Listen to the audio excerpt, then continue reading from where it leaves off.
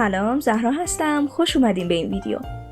امروز یه حکایت از گلستان سعدی آماده کردم. خوشحال میشم سابسکرایب کنید و همراه من باشید.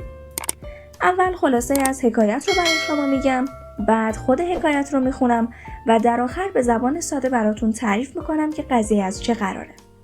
پس بدون معطلی میریم سراغ خلاصه از حکایت. پادشاهی دستور به کشتن یک اسیر میدهد. اسیر که در وضعیت ناامیدی هست، پادشاه رو دشنام میدهد. در همین لحظه پادشاه از وزیر میپرسد که اسیر چه میگوید. وزیر به دروغ میگوید که خشم خود را فرو میخورد و از گناه دیگران میگذرد. پادشاه از این سخن خوشحال میشود و به اسیر رحم میکند و از کشتن او صرف نظر میکند.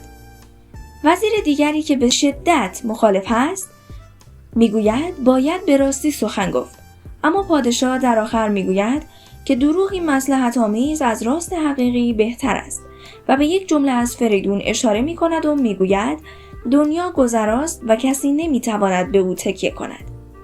و در آخر پادشاه یادآور میشود که باید به زندگی و دنیای خود اهمیت داد، چرا که مرگ در هر لحظه ممکن است روی دهد.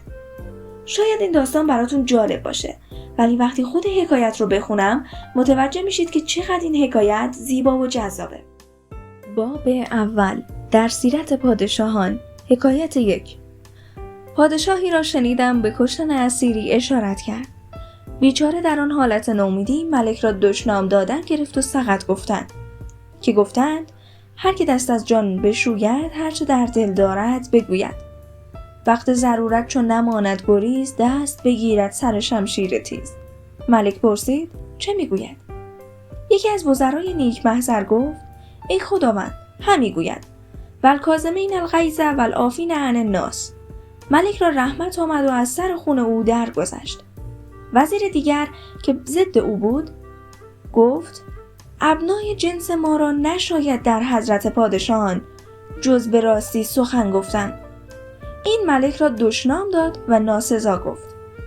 ملک روی از این سخن در هم آورد و گفت آن دروغ وی پسندیده تر آمد مرا زین راست که تو گفتی، که روی آن در مصلحتی بود و بنای این برخبسی. و خردمندان گفتند دروغی مصلحت آمیز به که راستی فتنه انگیز. هر که شاه آن کند که او گوید حیف باشد که جز نکو گوید. بر طاق ایوان فریدون نوشته بود جهان ای برادر نماند به کس دل اندر جهان آفرین بند و بس. مکن تکیه بر ملک دنیا و پشت که بسیار کس چون تو پرورد و کشت. چو آهنگ رفتن کند جان پاک چه بر تخت مردن چه بر روی خاک. زبان ساده حکایت. پادشاهی را دیدم که به کشتن یک اسیر اشاره کرده بود. آن اسیر در آن شرایط ناامید شروع به فحاشی و دشنام به پادشاه کرد و گفت هر کسی که از جانش ناامید شود هر چیزی که در دلش است را میگوید. ملک پرسید او چه میگوید؟ یکی از وزرای شایسته گفت ای پادشاه او میگوید که خشم خود را فرو میخورند و از گناه دیگران در میگذرند.